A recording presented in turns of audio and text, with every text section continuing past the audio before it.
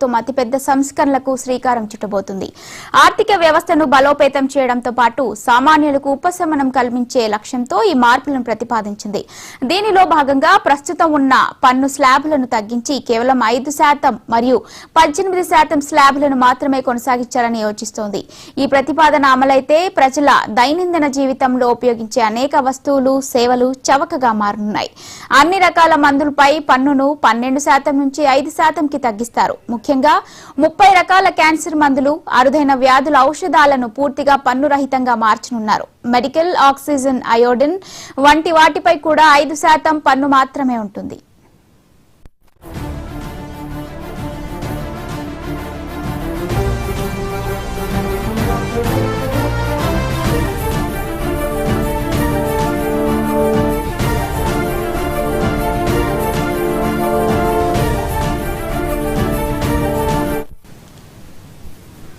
రోజువారీ వాడే వాషింగ్ మిషన్లు, ఏసీలు, ఫ్రిడ్జ్లు వంటి వస్తువులతో పాటు వ్యవసాయానికి అవసరమైన ఎరువులు, ట్రాక్టర్లు, డ్రిప్ ఇరిగేషన్ పరికరాలు, పునరుత్పాదక ఇంధన పరికరాలైన సోలార్ కుక్కర్లు వంటి వాటిపై కూడా 5% జీఎస్టీ మాత్రమే ఉంటుంది.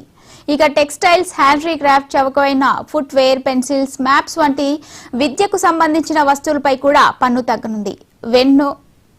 వెన్న, నెయ్యి, జ్యూసులు, ప్యాక్ చేసిన మంచినీరు కూడా చవకగా లభించనున్నాయి. అమెరికా టారిఫ్లకు కౌంటర్గా దేశీయ డిమాండ్ను పెంచడం ఈ సంస్కరణల ప్రధాన లక్ష్యం. ప్రస్తుతం జీఎస్టీ ఆదాయం జీడీపీలో 2.5%గా ఉంది. సెప్టెంబర్ 5 నుంచి 4న జరగనున్న జీఎస్టీ కౌన్సిల్ సమావేశంలో ఈ ప్రతిపాదనలపై చర్చించి తుది నిర్ణయం తీసుకోనున్నారు.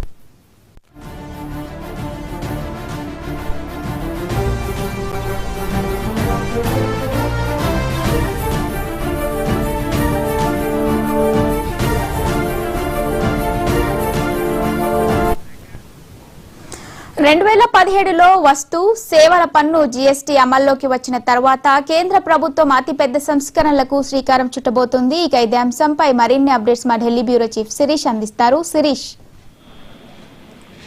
మౌనిక, కేంద్ర ప్రభుత్వం త్వరలోనే అతిపెద్ద సంస్కరణలతోటి ముందుకు రాబోతున్న విషయం స్పష్టమవుతుంది. ముఖ్యంగా 2017లో ఈ జీఎస్టీని అమలు చేయడం ప్రారంభించింది. ఆ తర్వాత కేంద్ర ప్రభుత్వం ఈ వ్యవస్థలో అతిపెద్ద సంస్కరణలకు సిద్ధమవుతున్నట్లుగా తెలుస్తోంది. ముఖ్యంగా జీఎస్టీ రేట్లు ఏవైతే ఉన్నాయో వాటిలో సరళీకరించే దానిపైన గ్రూప్ ఆఫ్ మినిస్టర్స్ కొన్ని ప్రతిపాదనలు కూడా సిద్ధం చేసింది.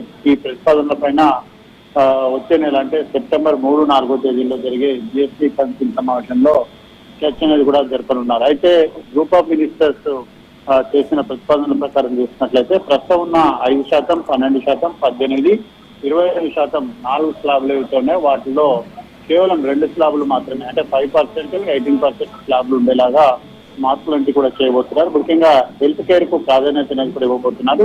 ప్రస్తుతం 12% జీఎస్టీ కింద ఉన్న అన్ని రకాల మందులను 5% జీఎస్టీకి తీసుకురావడం అనేది కూడా జరిగింది. దీనివల్ల 30కి పైగా క్యాన్సర్ మందులు, అరుదైన ఔషధాలు ఏవైతే ఉన్నాయో వాటిపైన పూర్తిగా ట్యాక్స్ అనేది ఎత్తివేసే విధంగా గ్రూప్ ఆఫ్ మినిస్టర్స్ ప్రతిపాదనలు కూడా చేయడం జరిగింది.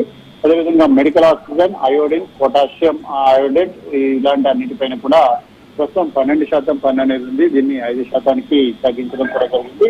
అదేవిధంగా డైలీ యూజెస్, అదేవిధంగా ఎడ్యుకేషన్ వస్తువులు ఏవైతే ఉన్నాయో వాటిల్లో కూడా తగ్గించబోతున్నారు. ముఖ్యంగా వాషింగ్ మిషన్లు, ఏసీలు, ఫ్రిడ్జ్ల పైన కూడా జీఎస్టీ స్లాబ్ను కూడా తగ్గించబోతున్నట్లుగా కూడా తెలుస్తోంది. దాంతో పాటుగా పిల్లలు వాడుకునే పెన్సిల్స్ కానీ, crayons, exercise books, maths, atlas వీటన్నిటిని కూడా 5% జీఎస్టీ పరిధిలోకి తీసుకురాబోతున్నట్టుగా కూడా గ్రూప్ ఆఫ్ మినిస్టర్స్ ప్రతిపాదనలు కూడా సిద్ధం చేయడం జరిగింది.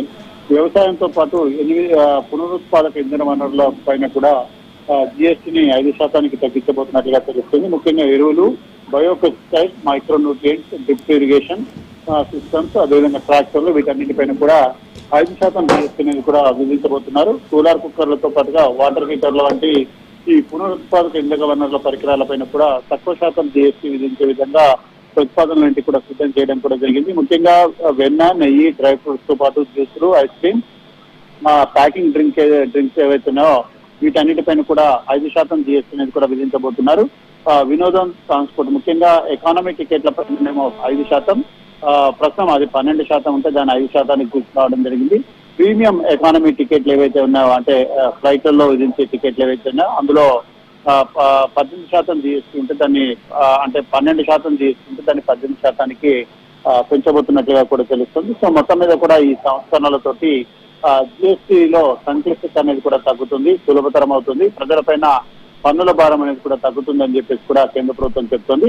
అయితే అమెరికా విధించిన 50% దిగుమతి సుంకాలకు ప్రతిస్పందనగా దేశవ్యాప్తంగా కూడా వినియోగాన్ని పెంచేందుకు ఈ మార్పులు చేర్పులంటి కూడా చేయబోతున్నట్టుగా సమాచారం. ప్రస్తుతం జిఎస్టీ మొత్తం పన్ను వసూళ్లలో 30% వాటాను కలిగి ఉంది. కేంద్ర ప్రభుత్వానికి వచ్చే పన్ను వసూళ్లలో 30% వాటా అనేది కూడా జిఎస్టీ ద్వారానే వస్తుంది.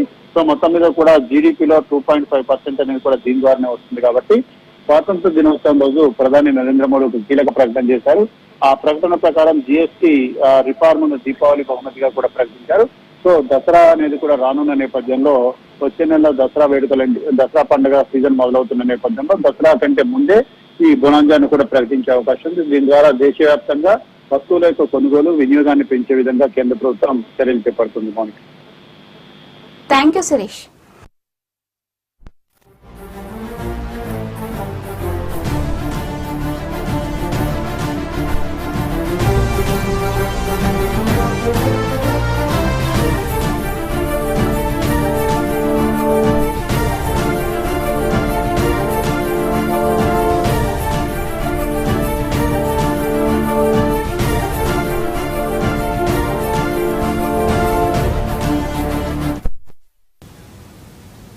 నారాయణపేట జిల్లాలో భూసేకరణకు వ్యతిరేకంగా